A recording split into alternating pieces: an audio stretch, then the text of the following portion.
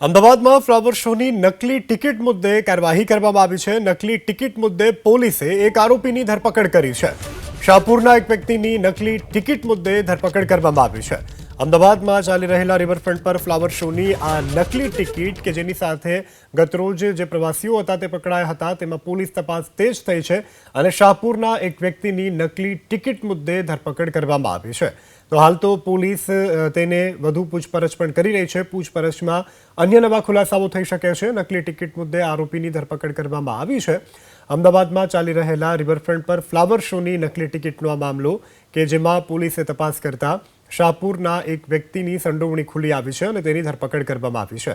હાલ પોલીસ અંતર્ગત વધુ તપાસ અને વધુ પૂછપરછ કરી રહી છે। જો કે આ ટિકિટ છાપવાનો કોન્ટ્રાક્ટ થલતેજની એક પ્રિન્ટિંગ કંપનીને આપવામાં આવ્યો હતો તો ત્યાં પણ પૂછપરછ થવાની સંપૂર્ણ શક્યતાઓ છે। આ નકલી ટિકિટ મુસાફરોની પાસે ક્યાંથી આવી, ક્યાંથી લાવવામાં આવી ને કોણ કોણ અન્ય સંડોવાયેલું છે તે દિશામાં પણ પોલીસ તપાસ કરશે। આજે શાહપુરના એક વ્યક્તિની ધરપકડ કરવામાં આવી છે। નકલી ટિકિટ મુદ્દે પોલીસ વધુ પૂછપરછ હાલ જે છે તે કરી રહી છે।